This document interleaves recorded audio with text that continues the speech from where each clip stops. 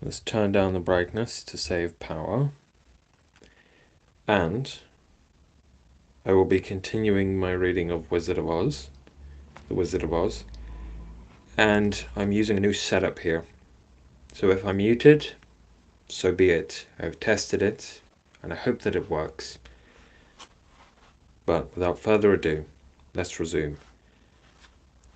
Chapter 15. The Discovery of Oz the Terrible. The four travellers walked up to the great gate of the Emerald City and rang the bell.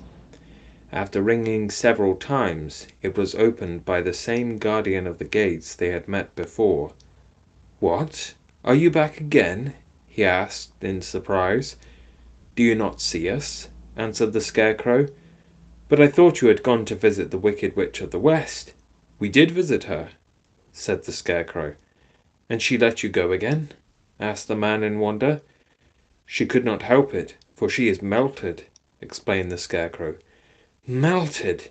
Well, that is good news indeed," said the man. "Who melted her?" "It was Dorothy," said the Lion gravely. "Good gracious!" exclaimed the man, and he bowed very low indeed before her. Then he led them into his little room and locked the spectacles from the great box on all their eyes, just as he had done before. Afterwards they passed on through the gate into the Emerald City, and when the people heard from the guardian of the gates that they had melted the Wicked Witch of the West, they all gathered around the travellers and followed them in a great crowd to the Palace of Oz. The soldier with the green whiskers was still on guard before the door, but he let them in at once, and they were again met by the beautiful green girl, who showed each of them to their old rooms at once, so they might rest until the great Oz was ready to receive them.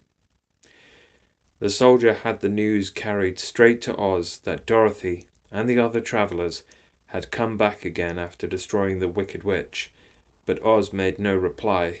They thought the great wizard would send for them at once, but he did not. They had no word from him the next day, nor the next, nor the next. The waiting was tiresome and wearing, and at last they grew vexed that Oz should treat them in so poor a fashion after sending them to undergo hardships and slavery. So the Scarecrow at last asked the green girl to take another message to Oz, saying if he did not let them in to see him at once, they would call the winged monkeys to help them and find out whether he kept his promises or not. When the wizard was given this message, he was so frightened that he sent word for them to come to the throne room at 4 minutes after 9 o'clock the next morning. He had once met the winged monkeys in the land of the West, and he did not wish to meet them again.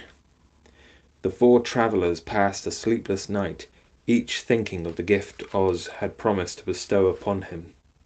Dorothy fell asleep only once, and then she dreamed she was in Kansas, where Aunt Em was telling her how glad she was to have her little girl at home again. Promptly at 9 o'clock the next morning the green-whiskered soldier came to them, and 4 minutes later they all went into the throne room of the great Oz.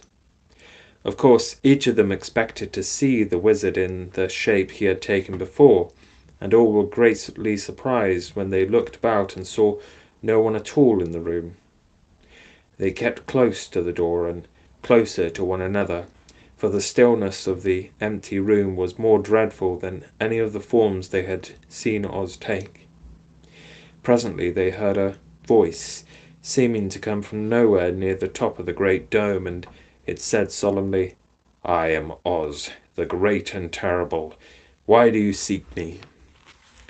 They looked again in every part of the room, and then, seeing no one, Dorothy asked, "Where are you?" "I am everywhere," answered the voice, "but to the eyes of common mortals I am invisible. I will now seat myself upon my throne that you may converse with me." Indeed, the voice seemed just then to come straight from the throne itself, so they walked towards it and stood in a row while Dorothy said, "We have come to claim our promise, O Oz." "What promise?" asked Oz. "You promised to send me back to Kansas when the Wicked Witch was destroyed," said the girl. "And you promised to give me brains," said the Scarecrow. "And you promised to give me a heart," said the Tin Woodman. "And you promised to give me courage," said the Cowardly Lion. "Is the Wicked Witch really destroyed?" asked the voice, and Dorothy thought it trembled a little. "Yes," she answered. "I melted her with a bucket of water." "Dear me," said the voice. "How sudden!" "Well, come to me tomorrow, for I must have time to think it over." "You've had plenty of time already," said the Tin Woodman angrily. "We shan't wait a day longer," said the Scarecrow. "You must keep your promises to us," exclaimed Dorothy. The Lion thought it might as well to frighten the Wizard, so he gave a large, loud roar, which was so fierce and dreadful that Toto jumped away from him in alarm and tipped over the screen that stood in a corner. As it fell with a crash, they looked that way, and the next moment all of them were filled with wonder, for they saw, standing in just the spot the screen had hidden, a little old man with a bald head and a wrinkled face, who seemed to be as much surprised as they were. The Tin Woodman, raising his axe, rushed towards the little man and cried out, "Who are you?" "I am Oz, the Great and Terrible," said the little man in a trembling voice. "But don't strike me, please don't, and I'll do anything you want me to." Our friends looked at him in surprise and dismay. "I thought Oz was a great head," said Dorothy. "And I thought Oz was a lovely lady," said the Scarecrow. "And I thought Oz was a terrible beast," said the Tin Woodman. "And I thought Oz was a ball of fire," exclaimed the Lion. "No, you are all wrong," said the little man meekly. "I have been making believe." "Making believe?" cried Dorothy. "Are you not a great wizard?" "Hush, my dear," he said. "Don't speak so loud or you will be overheard, and I shall be ruined. I'm supposed to be a great wizard." "And aren't you?" she asked. "Not a bit of it, my dear. I'm just a common man." "You're more than that," said the Scarecrow in a grieved tone. "You're a humbug." "Exactly so," declared the little man, rubbing his hands together as if it pleased him. "I am a humbug." "But this is terrible," said the Tin Woodman. "How shall I ever get my heart?" "Or I my courage?" asked the Lion.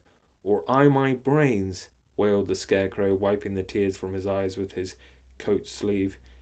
"My dear friends," said Oz, "I pray you not to speak of these little things. Think of me and the terrible trouble I am in at being found out." "Doesn't anyone else know you're a humbug?" asked Dorothy.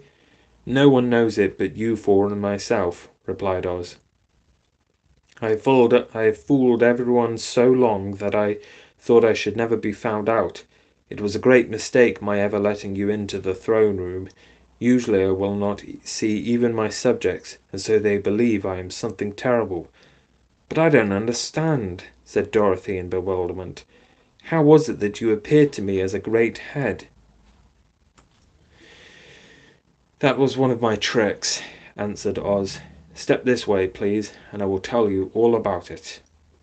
He led the way to a small chamber in the rear of the throne room, and they all followed him.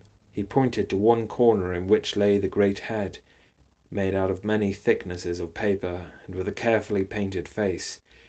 "This I hung from the ceiling by a wire," said Oz. "I stood behind the screen and pulled a thread to make the eyes move and the mouth open."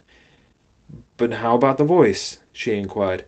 "Oh, I'm a ventriloquist," said the little man, "and I can throw the sound of my voice wherever I wish. So you thought it was coming out of the head? Here are the other things. And I can throw the sound of my voice wherever I wish, so that you thought it was coming out of the head. Here are the other things I used to deceive you." He showed the Scarecrow the dress and the mask he had worn when he seemed to be the lovely lady, and the Tin Woodman saw that his terrible beast was nothing but a lot of skins sewn together with slats to keep their sides out. As for the wall of fire, the false wizard had hung that also from the ceiling. It was really a ball of cotton, but when oil was poured upon it, the ball burned fiercely. "Really," said the Scarecrow, You ought to be ashamed of yourself for being such a humbug." "I am, I certainly am," answered the little man sorrowfully. "But it was the only thing I could do. Sit down, please. There are plenty of chairs, and I will tell you my story." So they sat down and listened while he told the following tale. "I was born in Omaha." Why, that isn't very far from Kansas," cried Dorothy. "No, but it's farther from here," he said, shaking his head at her sadly. "When I grew up, I became a ventriloquist, and at that I was very well trained by a great master. I can imitate any kind of a bird or a beast." Here he mewed so like a kitten that Toto pricked up his ears and looked everywhere to see where she was. "After a time," continued Oz, "I tired of that and became a balloonist." "What is that?" asked Dorothy. "A man who goes up in a balloon on circus day so as to draw a crowd of people together and get them to pay to see the circus," he explained. "Oh," she said, "I know. Well, one day I went up in a balloon, and the ropes got twisted so that I couldn't come down again. It went way up above the clouds, so far that a current of air struck it and carried it many, many miles away. For a day and a night I travelled through the air, and on the morning of the second day I awoke and found the balloon floating over a strange and beautiful country. It came down gradually, and I was not hurt a bit, but I found myself in the midst of a strange people, who, seeing me come from the clouds, thought I was a great wizard. Of course, I let them think so because they were afraid of me, and promised to do anything I wished them to. Just to amuse myself and keep the good people busy, I ordered them to build this city and my palace, and they did it all willingly and well. Then I thought, as the country was so green and beautiful, I would call it the Emerald City, and to make the name fit better, I put green spectacles on all the people, so that everything they saw was green. "But isn't everything here green?" asked Dorothy. "No more than in any other city," replied Oz. "When you wear green spectacles, why of course everything you see looks green to you. The Emerald City was built a great many years ago, for I was a young man when the balloon brought me here, and I am a very old man now. But my people have worn green glasses on their eyes so long that most of them think it really is an Emerald City, and it certainly is a beautiful place, abounding in jewels and precious metals and every good thing that is needed to make one happy. I have been good to the people, and they like me. But ever since this palace was built, I have shut myself up, and would not see any of them. One of my greatest fears was the witches, for while I had no magical powers at all, I soon found out that the witches were really able to do wonderful things. There were 4 of them in this country, and they ruled the people who lived in the north and south and east and west. Fortunately, the witches of the north and south were good, and I knew they would do me no harm, but the witches of the east and the west were terribly wicked, and had they not thought I was more powerful than they themselves, they would surely have destroyed me. As it was, I lived in deadly fear of them for many years, so you can imagine how pleased I was when I heard your house had fallen on the Wicked Witch of the East. When you came to me, I was willing to promise anything if you would only do away with the other witch, but now that you have melted her, I am ashamed to say that I cannot keep my promises." "I think you are a very bad man," said Dorothy. "Oh, no, my dear, I'm really a very good man, but I'm a very bad wizard, I must admit." "Can't you give me brains?" asked the Scarecrow. "You don't need them. You are learning something every day. A baby has brains, but it doesn't know much.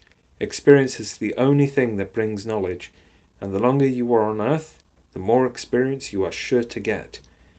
"That may all be true," said the Scarecrow, "but I shall be very unhappy unless you give me brains." The false wizard looked at him carefully. "Well," he said with a sigh, "I'm not much of a magician, as I said, but if you will come to me tomorrow morning, I will stuff your head with brains. I cannot tell you how to use them, however. You must find that out for yourself." "Oh, thank you," cried the Scarecrow. "I'll find a way to use them, never fear." "But how about my courage?" asked the Lion anxiously. "You have plenty of courage, I am sure," answered Oz. "All you need is confidence in yourself. There is no living thing that is not afraid when it faces danger. True courage is in facing danger when you are afraid, and that kind of courage you have in plenty." "Perhaps I have, but I'm scared just the same," said the Lion. "I shall really be very unhappy unless you give me the sort of courage that makes one forget he is afraid." "Very well, I will give you that sort of courage tomorrow," replied Oz. "How about my heart?" asked the Tin Woodman. "Why, as for that," answered Oz, "I think you are wrong to want a heart. It makes most people unhappy. If you only knew it, you are in luck not to have a heart." "That must be a matter of opinion," said the Tin Woodman. "For my part, I will bear all the unhappiness without a murmur, if you will give me the heart." "Very well," answered Oz meekly. "Come to me tomorrow, and you shall have a heart. I have played wizard for so many years that I may as well continue the part a little longer. And now," said Dorothy, "how am I to get back to Kansas?"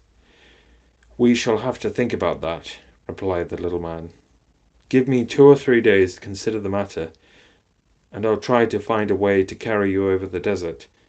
In the meantime, you shall all be treated as my guests, and while you live in the palace my people will wait upon you and obey your slightest wish. There is only one thing I ask in return for my help, such as it is. You must keep my secret, and tell no one I am a humbug." They agreed to say nothing of what they had learned, and went back to their rooms in high spirits. Even Dorothy had hoped that the great and terrible humbug, as she called him, would find a way to send her back to Kansas, and if he did, that she was willing to forgive him everything. Just making sure that there's brightness.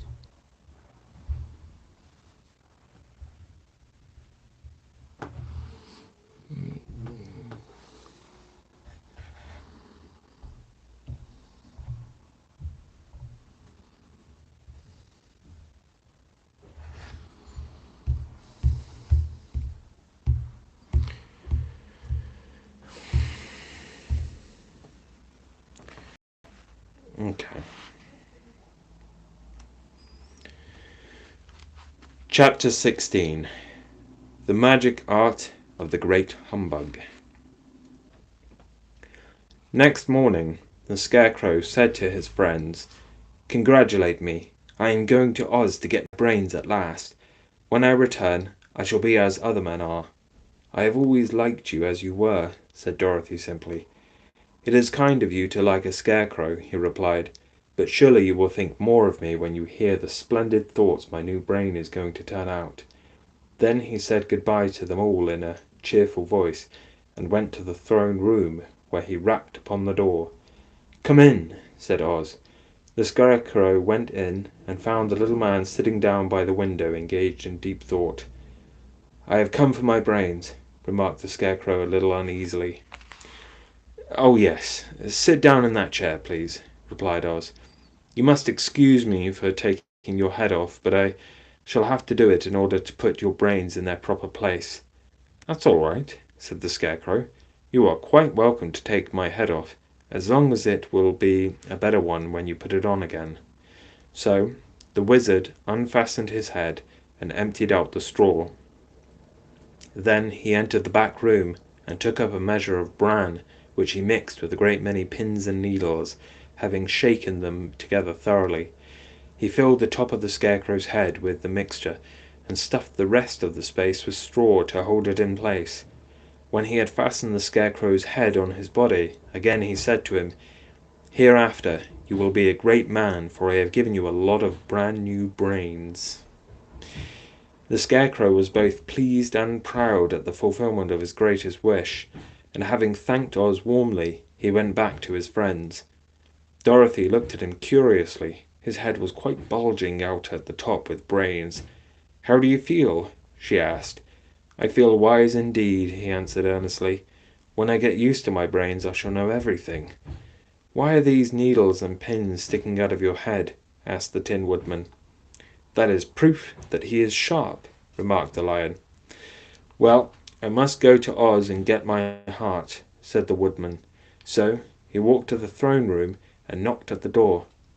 "Come in," asked Oz, and the Woodman entered and said, "I have come for my heart." "Very well," answered the little man, "but I shall have to cut a hole in your breast so I can put your heart in the right place. I hope it won't hurt you." "Oh no," answered the Woodman, "I shall not feel it at all." So Oz brought a pair of tinner's shears and cut a small square hole in the left side of the Tin Woodman's breast. Then, going to a chest of drawers, he took out a pretty heart made entirely of silk and stuffed with sawdust. "Isn't it a beauty?" he asked. "It is indeed," replied the Woodman, who was greatly pleased. "But is it a kind heart?" "Oh, very," answered Oz. He put the heart in the Woodman's breast, and then replaced the square of tin, soldering it neatly together where it had been cut. "There," said he, "now you have a heart that any man might be proud of. I'm sorry I had to put a patch on your breast, but it really couldn't be helped." "Never mind the patch," exclaimed the happy Woodman. "I am very grateful to you, and shall never forget your kindness." "Don't speak of it," replied Oz. Then the Tin Woodman went back to his friends, who wished him every joy on account of his good fortune. The Lion now walked to the throne room and knocked at the door. "Come in," said Oz. "I have come for my courage," announced the Lion, entering the room. "Very well," answered the little man. "I will get it for you." He went to a cupboard, and reaching up to a high shelf, took down a square green bottle, the contents of which he poured into a green gold dish, beautifully carved. Placing this before the Cowardly Lion, who sniffed at it as if he did not like it, the Wizard said, "Drink." "What is it?" asked the Lion. "Well," answered Oz, "if it were inside of you, it would be courage. You know, of course, that courage is always inside one, so that this really cannot be called courage until you have swallowed it. Therefore, I advise you to drink it as soon as possible." The Lion hesitated no longer, but drank till the dish was empty. "How do you feel now?" asked Oz. "Full of courage," replied the Lion, who went joyfully back to his friends to tell them of his good fortune. Oz, left to himself, smiled to think of his success in giving the Scarecrow and the Tin Woodman and the Lion exactly what they thought they wanted. "How can I help being a humbug," he said, "when all these people make me do things that everybody knows can't be done? It was easy to make the Scarecrow and the Lion and the Woodman happy, because they imagined I could do anything. But it will take more than imagination to carry Dorothy back to Kansas, and I'm sure I don't know how it can be done." Chapter 17. How the Balloon Was Launched. For 3 days Dorothy heard nothing from Oz. These were sad days for the little girl. Although her friends were all quite happy and contented, the Scarecrow told them there were wonderful thoughts in his head, but he would not say what they were because he knew no one could understand them but himself. When the Tin Woodman walked about he felt his heart rattling around in his breast, and he told Dorothy he had discovered it to be a kinder and more tender heart than one he had owned when he was made of flesh. The Lion declared he was afraid of nothing on earth, and would gladly face an army of men or a dozen of the fierce Kalidahs. Thus each of the little party was satisfied except Dorothy, who longed more than ever to get back to Kansas. On the fourth day, to her great joy, Oz sent for her, and when she entered the throne room he greeted her pleasantly. "Sit down, my dear. I think I have found the way to get you out of this country." "And back to Kansas?" she asked eagerly.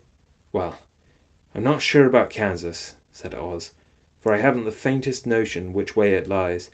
But the first thing to do is to cross the desert, and then it should be easy to find your way home." "How can I cross the desert?" she inquired. "Well, I'll tell you what I think," said the little man. "You see, when I came to this country, it was in a balloon.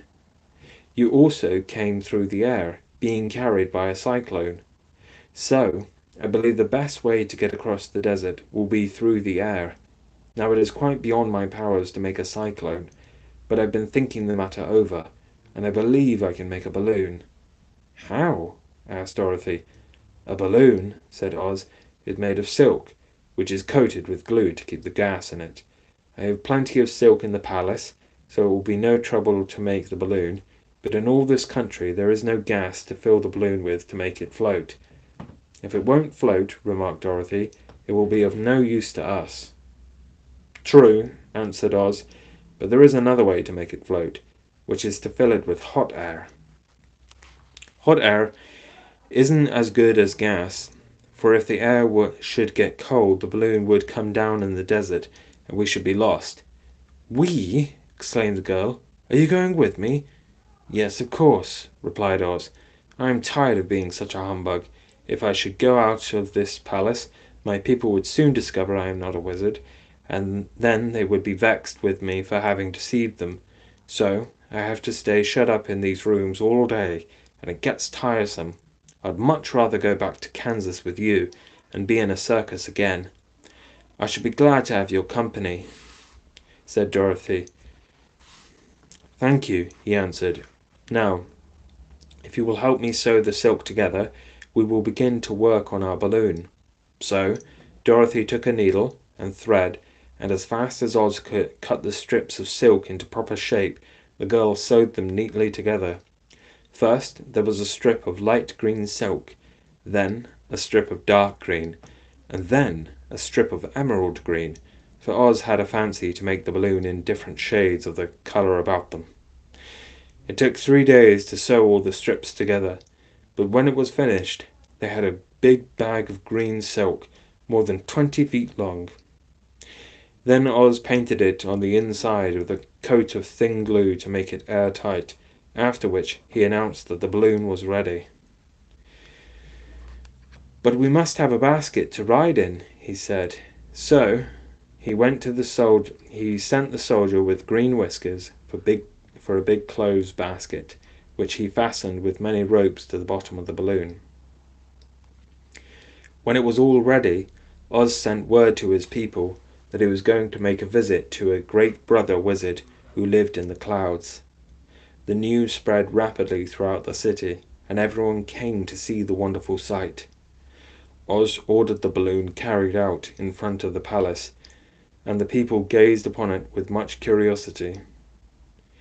The Tin Woodman had chopped a big pile of wood, and now he made a fire of it, and Oz held the bottom of the balloon over the fire so that the hot air that arose from it would be caught in the silken bag. Gradually the balloon swelled out and rose into the air until finally the basket just touched the ground. Then Oz got into the basket and said to all the people in a loud voice, "I am now going away to make a visit. While I am gone the Scarecrow will rule over you. I command you to obey him as you would me." The balloon was by this time tugging hard at the rope that held it to the ground, for the air within it was hot, and this made it so much lighter in weight than the air without that it pulled hard to rise into the sky. "Come, Dorothy," cried the wizard. "Hurry up, or the balloon will fly away." "I can't find Toto anywhere," replied Dorothy, who did not wish to leave her little dog behind. Toto had run into the crowd to bark at a kitten, and Dorothy at last found him. She picked him up and ran towards the balloon. She was within a few steps of it, and Oz was holding out his hands to help her into the basket, when crack went the ropes, and the balloon rose into the air without her. "Come back!" she screamed. "I want to go too." "I can't come back, my dear," called Oz from the basket. "Goodbye! Goodbye!" Shouted everyone, and all eyes were turned upward to where the wizard was riding in the basket, rising every moment farther and farther into the sky. And that was the last any of them ever saw of Oz, the wonderful wizard, though he may have reached Omaha safely and be there now for all we know.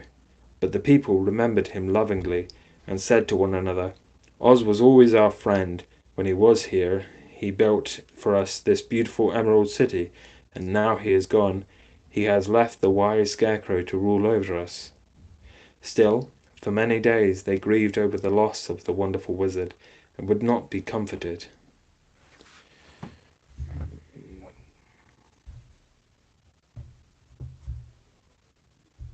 All right.